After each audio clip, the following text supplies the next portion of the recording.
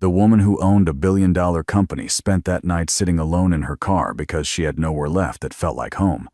Charlotte Hayes had spent 12 years building a technology empire, yet on a cold October evening on Route 31 inches western Pennsylvania, none of that mattered. The board had voted to suspend her. Her phone rang, but she silenced it.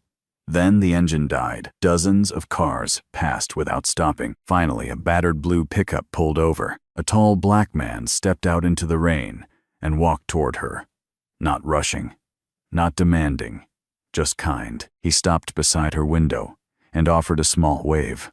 Charlotte rolled the glass down slightly. Cool air drifted inside, carrying the scent of wet earth and autumn leaves. "Car trouble?" he asked. His voice was calm and steady, the voice of someone who did not need attention to feel important. Charlotte managed a tired smile. "Looks that way." He nodded once. "Mind if I take a look?" She studied him for a moment. There was something different about him. No arrogance, no agenda, just quiet dignity, the kind that had become rare in her world. "I would appreciate that," she said. He extended his hand. "I am Ethan Walker." She shook it. His grip was firm, but gentle. "Charlotte." He crouched beside the disabled SUV, while rain drummed across the highway. His flashlight beam moved carefully through the engine compartment as Charlotte stood beneath the open hood. "Fuel pump relay," Ethan said after a few minutes. "Nothing major, but I do not have the part tonight." Charlotte sighed quietly. In another life, she would have called an assistant or a private service team. She would have had 3 people solving this problem before she finished the sentence. Tonight, there was nobody. Not because nobody existed, but because nobody she trusted remained. "How long until I can get one?" she asked. Ethan glanced toward the dark horizon. "Probably morning. I tried the auto shop in Derry, but they close at 9. For a moment, neither spoke. The rain softened into a mist that drifted across the roadside fields. Somewhere beyond the trees, a church bell rang the hour. Ethan closed the hood gently. "There is a motel about 15 miles east, but honestly, it is not much of a place." Charlotte smiled faintly. "You are really selling the area," Ethan chuckled. "Just trying to tell the truth." Then another pair of headlights appeared. A small school bus with fading yellow stripes slowed beside them. The passenger door opened, and a young girl leaned toward the window. "Dad, are you fixing another car?" Ethan smiled. "Looks like I am trying to." The girl noticed Charlotte. "Hi, I am Sophie." Sophie was 8 years old with warm brown skin and braids pulled back with colorful beads that clicked softly when she moved. She studied Charlotte with the honest curiosity only children possess. "You look sad." Ethan sighed softly. "Sophie." "What?" "She does." Charlotte looked away, but she was not offended. The child was right. Sophie disappeared inside the bus and emerged, carrying a folded umbrella, nearly as large as she was. She handed it to Charlotte. People should not stand in the rain when they are already having a bad day. Charlotte felt a tightness in her throat. Ethan rubbed the back of his neck. "Sorry. She has always said exactly what she thinks." "Do not apologize," Charlotte replied quietly. "It is refreshing." Finally, Ethan glanced toward the road leading to town. "Sophie and I were heading home for dinner. If you want, you can wait there until morning." Charlotte shook her head. "I could not impose. You would not be." "We have spaghetti," Sophie added, "and garlic bread if Dad did not burn it again." Ethan laughed. 1 time, 3 times. Charlotte found herself smiling for the first time all day. Not the practice smile she used during interviews or shareholder meetings, not the smile she wore in photographs that appeared in magazines, a real one.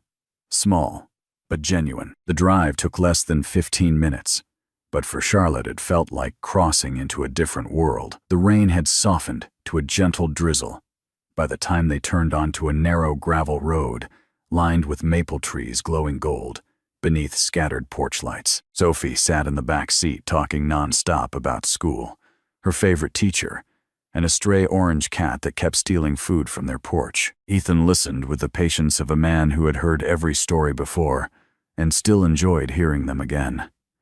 Charlotte found herself smiling quietly as she watched them from the passenger seat. There was a rhythm between father and daughter, a quiet grace built from years of shared struggles and small victories that required no audience. When they pulled into the driveway, Charlotte saw a modest white house with a wraparound porch and flower boxes beneath the windows. Nothing about it was expensive, yet warm light spilled from the kitchen windows into the darkness like an invitation.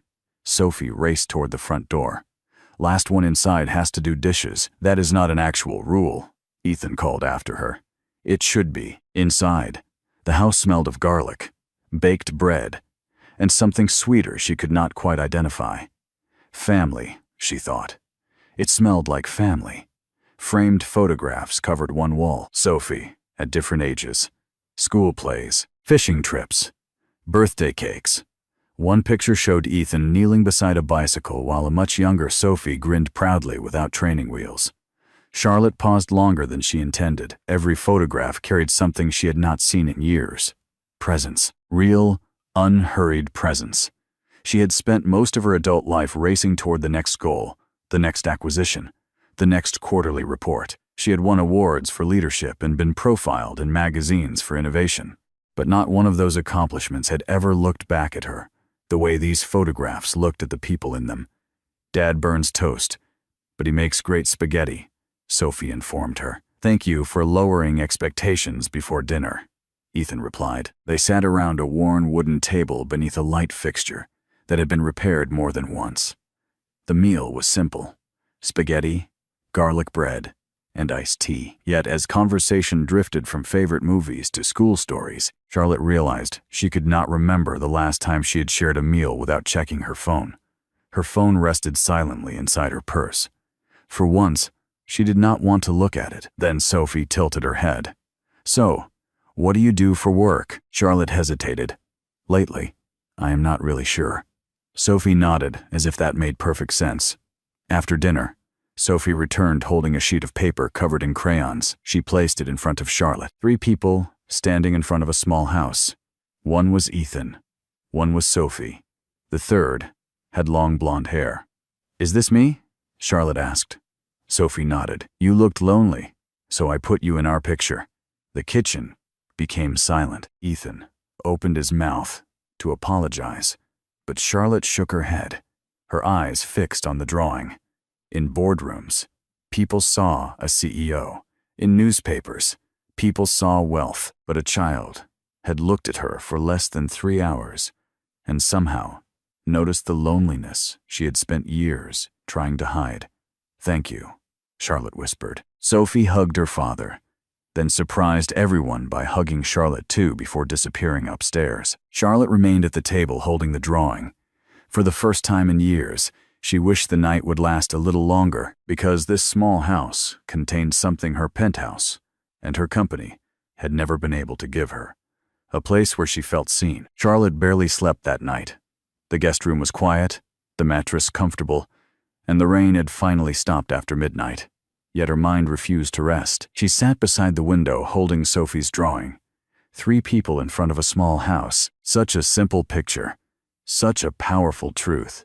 At 6 the next morning, pale sunlight spilled across the fields. Charlotte walked downstairs expecting an empty kitchen. Instead, she found Ethan at the stove making pancakes while country music played from an old radio. "Morning," he said. "Did you sleep at all?" Charlotte smiled. "Not much. You and me both." Sophie appeared a few minutes later, wearing mismatched socks and carrying a backpack nearly as large as she was. "You are still here," she said happily. "I am. Good." Ethan placed a plate on the table. "Breakfast first, school after." For the next 20 minutes, Charlotte watched a scene so ordinary, it felt extraordinary. Ethan reminding Sophie to finish her orange juice. Sophie pretending not to hear. Ethan finding her missing homework folder exactly where she had left it. The small routines of a family, the small acts of love that nobody applauded and nobody posted online. After breakfast, Ethan drove Sophie to school while Charlotte remained behind. The house felt strangely empty without them. Strange because she had lived alone in a penthouse for years and never noticed the emptiness. But this was different. This house was built to hold people, and when they left, their absence had shape and weight. She wandered into the living room and noticed a stack of bills on a side table, a worn sofa, scuffed floors, a bookshelf filled with children's paperbacks and repair manuals. Signs of a life lived carefully, not desperately, just carefully. The kind of careful that came not from poverty, but from dignity, from a man who paid every bill on time and never asked for anything he had not earned. Her phone vibrated. This time she answered. "Charlotte," a voice said immediately. It was her chief legal officer. "Thank goodness. Everyone is looking for you." Charlotte closed her eyes. "I know. The board scheduled an emergency meeting. Reporters are calling every 10 minutes. Investors are nervous. The stock dropped 4% yesterday." Charlotte listened quietly. The words that once would have sent adrenaline through her veins now sounded like a language she was slowly forgetting. Only 24 hours earlier, she would have rushed to fix everything. Now she stared out the window toward the empty driveway. "Where are you?" the lawyer asked. Charlotte hesitated. "Somewhere peaceful." The line went silent. "Charlotte, this is serious." "I know." "Then come back." Charlotte thanked him politely and ended the call. She stepped onto the front porch. The autumn air felt crisp and clean. Across the road, a farmer drove a tractor through a field, glowing gold beneath the morning sun. No cameras, no shareholders, no headlines, just life. For the first time in years, she allowed herself to ask a question she had spent too long avoiding. If success had given her everything she thought she wanted, why had she felt so empty? An hour later, Ethan returned. He found Charlotte on the porch steps watching leaves drift through the air. "Everything okay?" he asked. Charlotte looked up and offered a small smile. "I think I am starting to figure something out." Ethan sat beside her, leaving a respectful distance. Neither spoke for a while. The silence felt comfortable, honest, and somewhere deep inside Charlotte Hayes, a decision she did not yet fully understand was quietly beginning to take shape. The rest of the day passed more quickly than Charlotte expected. She helped Ethan replace a section of fence near the garden while Sophie was at school, hammering nails and holding boards steady while he measured and cut. The work was simple and repetitive, and Charlotte discovered that she liked it. There was something honest about building a thing you could touch, something that stayed where you put it and did not require a quarterly review. They shared lunch on the back porch, sandwiches made with bread that was slightly too thick and mustard that was slightly too strong. And Charlotte could not remember the last meal she had enjoyed this much. Ethan told stories about Sophie learning to ride a bicycle and insisting she could do everything by herself. He laughed when he described how she had fallen 7 times in a row, each time getting up and announcing, "I meant to do that." Charlotte felt something loosen inside her chest, something she had been carrying for so long she had forgotten it was there. When Sophie came home from school, she found Charlotte sitting on the porch and immediately sat beside her, leaning against her arm as if they had known each other for years. Charlotte put the book she had been reading on the railing and listened, while Sophie recounted every detail of her day with the breathless urgency of someone who believed every moment mattered. She described a science experiment involving vinegar and baking soda that had gone spectacularly wrong, and a boy named Marcus who still could not tie his shoes even though he was the tallest kid in class. And Charlotte laughed in a way that came from somewhere she had not visited in a very long time. By late afternoon, her vehicle had been repaired at a nearby shop, and reality began knocking at the door again. Her phone continued buzzing with messages she did not want to read. When the time finally came to leave, Sophie wrapped her arms around Charlotte without hesitation. "You will come back, right?" she asked, her beads clicking as she looked up. Charlotte smiled. "Maybe.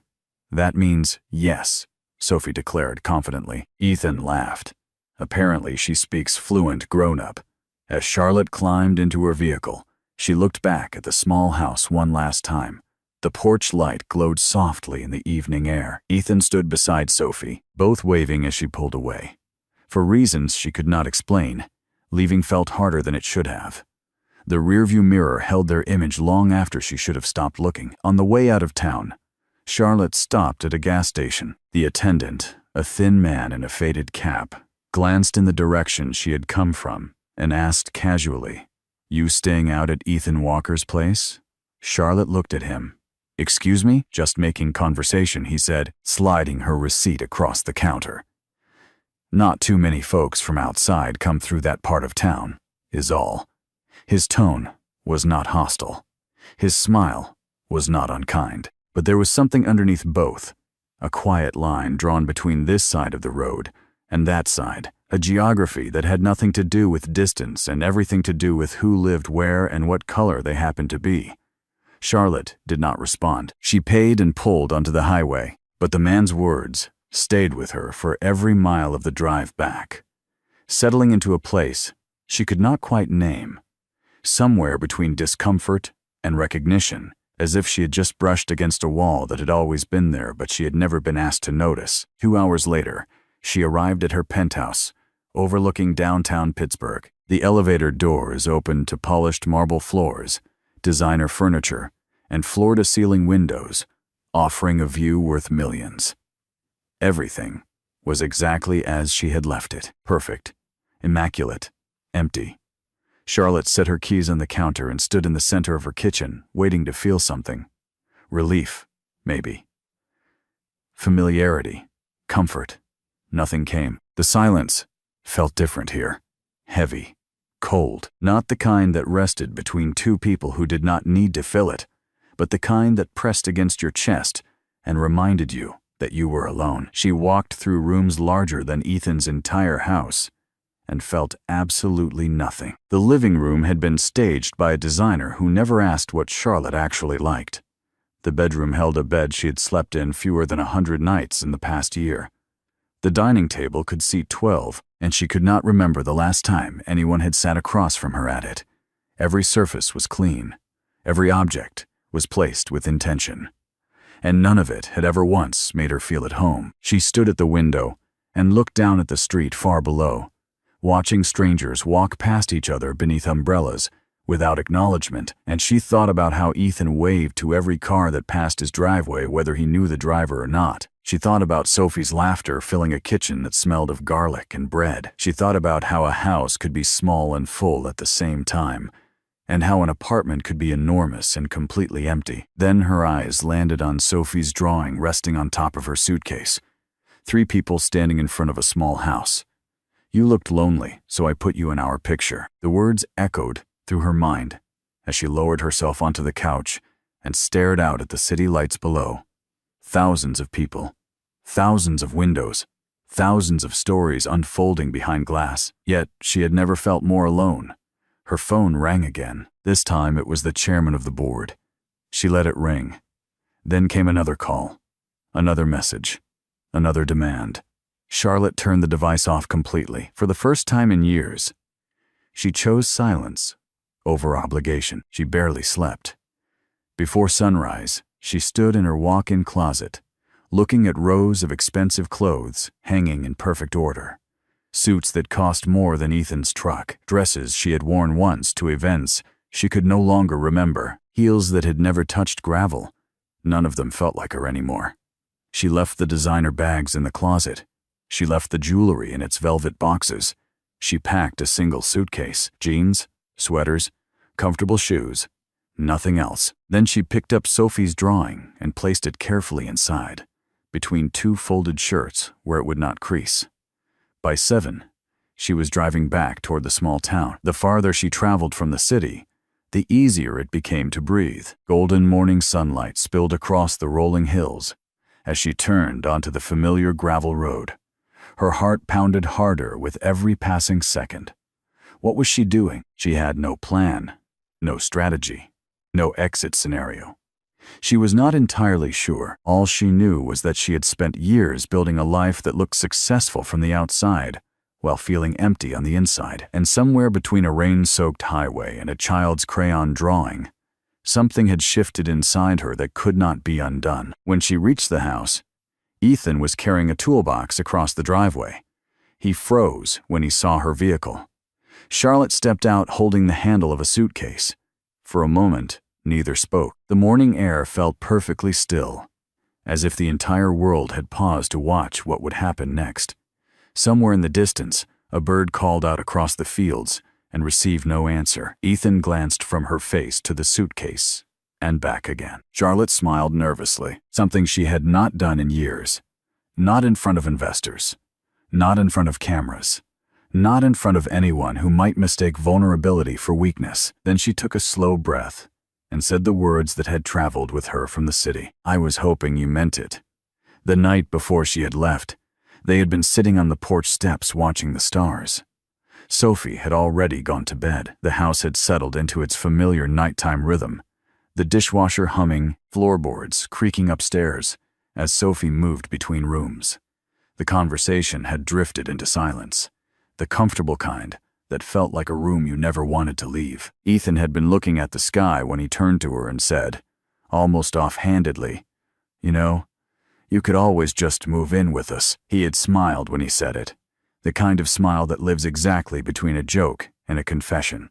Charlotte had laughed. Neither of them had mentioned it again, but the words had followed her into the guest room that night, into her car the next morning, and through every mile of highway between this porch and her penthouse. They had been waiting for her in the silence of her empty apartment, and in the space between the city lights where no warmth lived. Now she was standing in his driveway with a suitcase and a heartbeat she could feel in her throat. The morning sun was warm on her face. The air smelled of cut grass and wood smoke from a distant chimney. Everything about this place felt real in a way that her life in the city never had. Ethan stared at her for several seconds. The toolbox hung from one hand, as if he had forgotten he was holding it. "You drove all the way back here," he finally said. Charlotte nodded. "I did." Ethan set the toolbox down slowly. He looked toward the house, then back at her. "Charlotte, I was joking." "I know." A faint smile touched her lips. Most people would have laughed and moved on. She paused. "Most people are not me." Before Ethan could respond, the familiar yellow school bus appeared at the end of the road. Moments later, Sophie jumped off and started running toward the house. Then she saw Charlotte. She stopped so suddenly her backpack nearly swung past her shoulders. "You came back!" she shouted. Charlotte barely had time to react before Sophie crashed into her with a hug, so fierce it nearly knocked the suitcase from her hand. Sophie's beads clicked against Charlotte's coat as she squeezed tighter, her small arms holding on, as if she were afraid Charlotte might disappear again. Ethan rubbed a hand across his face and laughed. The kind of laugh that carried surprise and warmth and something close to wonder. "Well," he said quietly, "I guess that settles the vote." For a moment, the three of them stood in the driveway, morning light falling through the maple trees, and something unspoken passed between the two adults. Not a promise. Not yet, but the quiet understanding that this was no longer an accident. It was a choice, and choices, unlike accidents, carry weight that does not wash away with the rain. The next few days felt strange and surprisingly natural at the same time. Charlotte took the guest room again. She helped make breakfast every morning, learning where the spatula lived and which burner ran hot. She walked Sophie to the bus stop, learning which cracks in the sidewalk Sophie always jumped over and which mailbox she tapped twice for good luck. She accompanied Ethan into town, where he worked at a local garage that smelled of motor oil and decades of honest labor. Nobody recognized her. Nobody asked about stock prices or quarterly earnings. To the people in town, she was simply Charlotte, the woman staying with Ethan and Sophie. The simplicity felt almost unreal, like stepping into a photograph of someone else's life and discovering it fit better than her own. For the first time in 12 years, she went entire days without anyone asking her to make a decision that affected thousands of people. The relief was so enormous, she almost did not recognize it as relief. One afternoon, Charlotte stood inside the garage handing Ethan tools while he worked beneath the hood of a pickup truck. Grease stained his hands. Country music played softly through an old radio mounted on the wall. The air smelled of motor oil and coffee, and the particular warmth that comes from a space where someone has worked hard for a long time. "You are smiling," Ethan said without looking up. "Am I?" More than before. Charlotte leaned against the workbench. "Maybe I forgot how." Ethan glanced toward her. "People do not forget how to smile. They just stopped giving themselves permission. The words stayed with her long after the conversation ended. That afternoon, Charlotte and Sophie walked to the grocery store together. Sophie held Charlotte's hand as they crossed the parking lot, her braids swinging and beads clicking with each step. Inside the store, they moved through the aisles slowly, Sophie pointing out her favorite cereal and explaining in great detail why chocolate milk was scientifically superior to regular milk. Charlotte was laughing at Sophie's increasingly elaborate argument when a middle-aged woman in a pressed blouse and pearl earrings stopped beside them. The woman looked at Charlotte, then down at Sophie, then at their joined hands. Her eyes performed a calculation that took less than 2 seconds but contained a lifetime of assumption. "Are you her nanny?" the woman asked, her voice coated in a sweetness that did not reach her eyes. Sophie's hand tightened around Charlotte's fingers. Charlotte felt the grip and something turned cold inside her chest, but her face remained perfectly still. She had faced hostile boardrooms, aggressive investors, and reporters hunting for weakness. None of them had ever made her feel quite like this. "I am her family," Charlotte said. The words came out calm, steady, and final. The woman smiled thinly and walked away, but her gaze lingered a beat too long, as if she were filing something away for later conversation at a place where Charlotte and Sophie would never be invited. On the walk home, Sophie was unusually quiet. After 2 blocks of silence, Sophie spoke softly without looking up.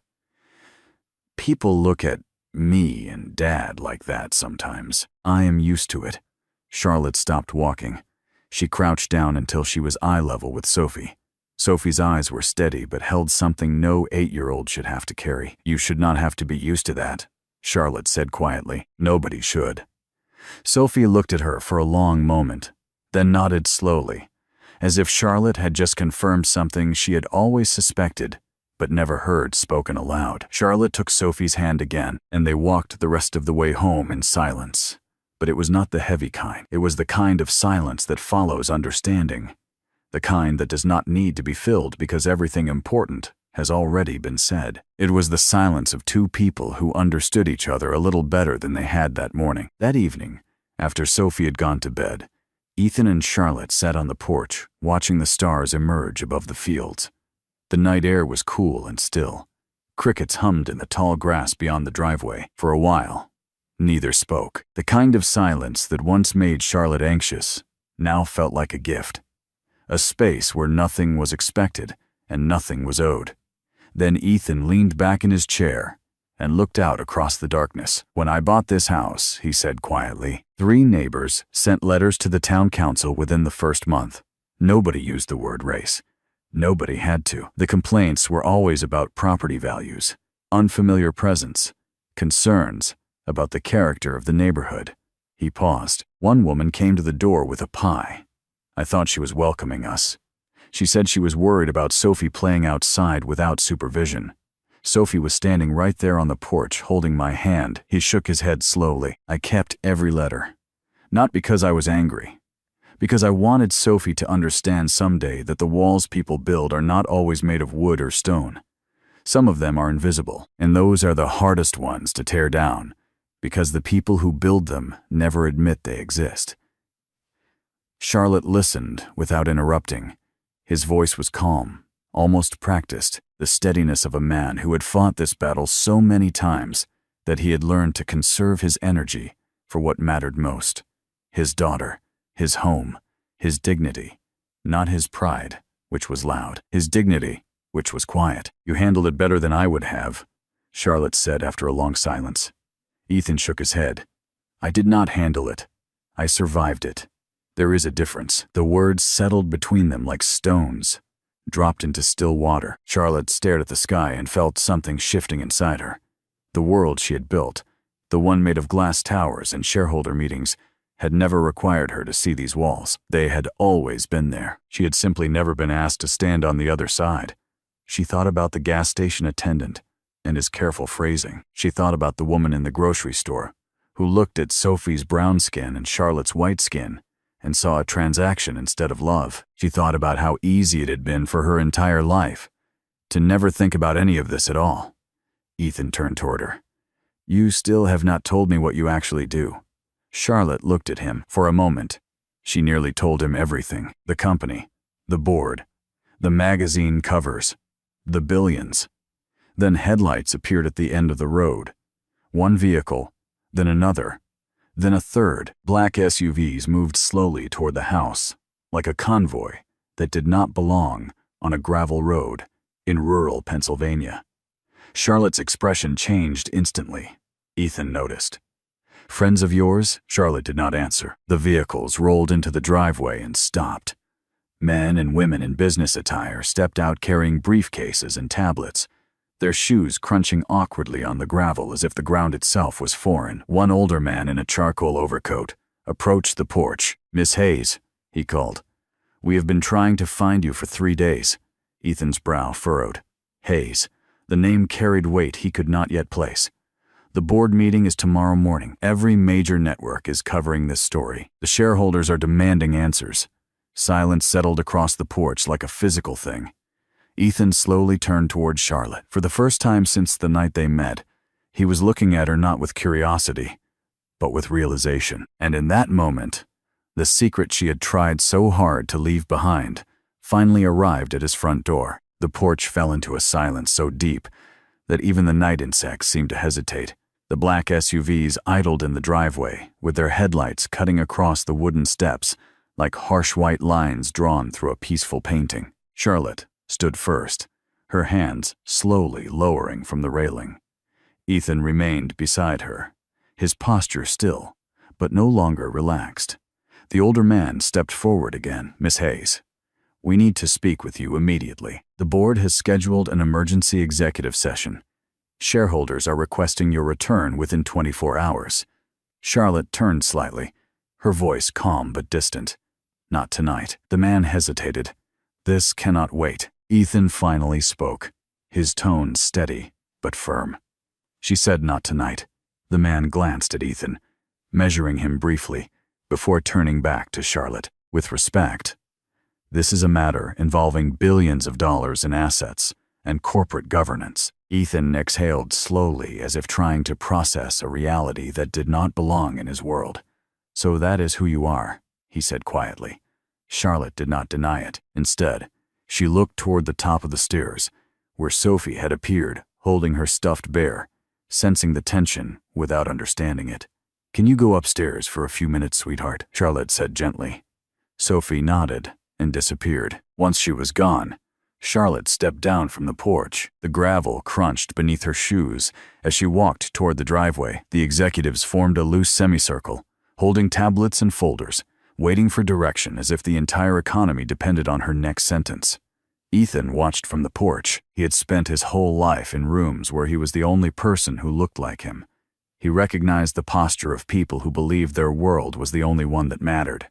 One of them spoke quickly. "The board believes your absence has created instability.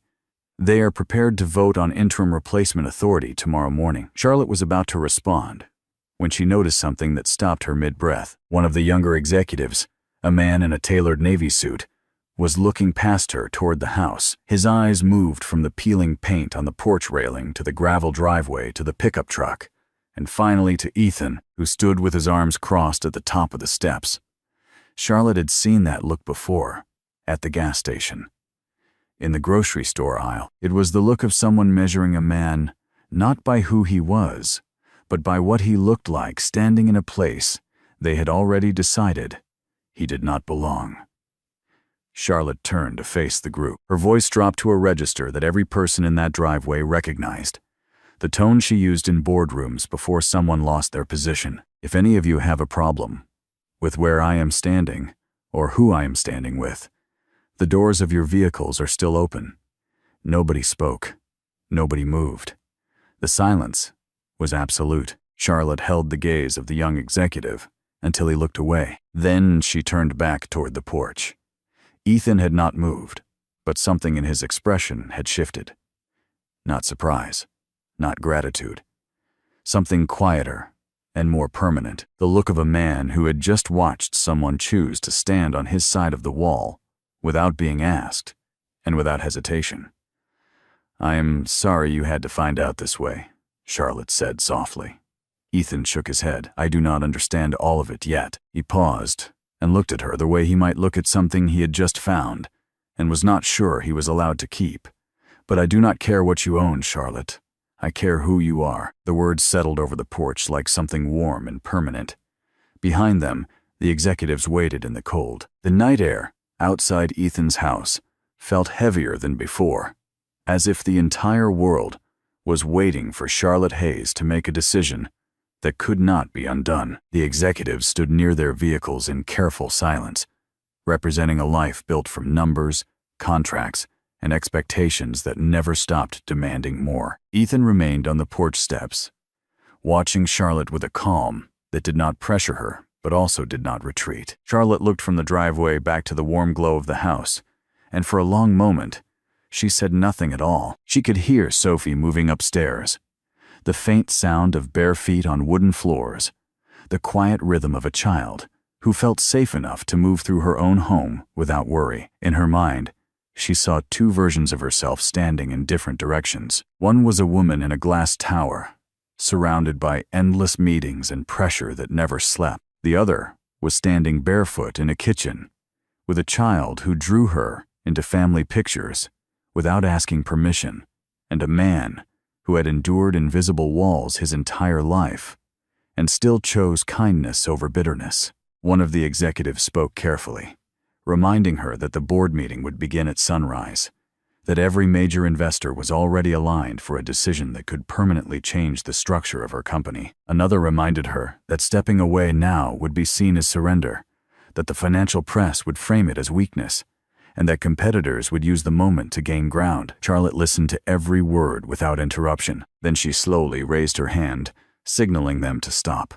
The silence that followed was absolute. Ethan took a step forward, but did not speak.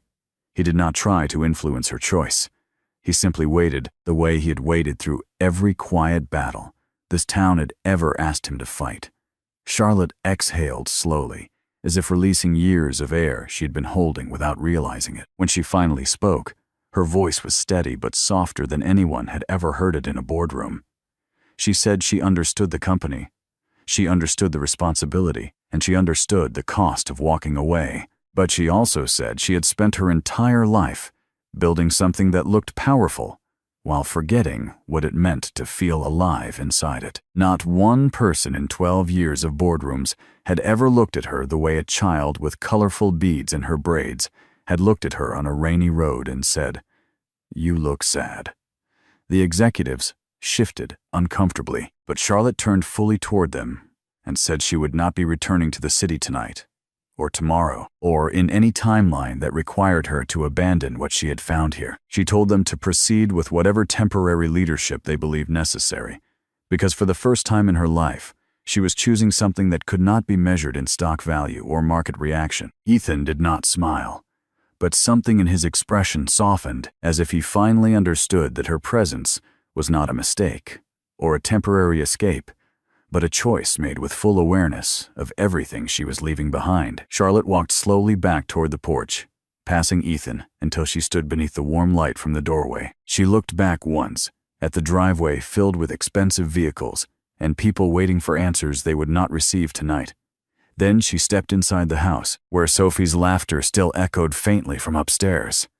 Ethan followed her in, closing the door quietly behind them. And in that moment, there was no announcement, no grand declaration, and no applause. Only the simple sound of a home continuing to exist as Charlotte Hayes chose not the empire she had built, but the quiet place where she had finally been seen. Thank you for watching. Subscribe for more stories of courage, kindness, and second chances, because the people the world overlooks often leave the greatest impact.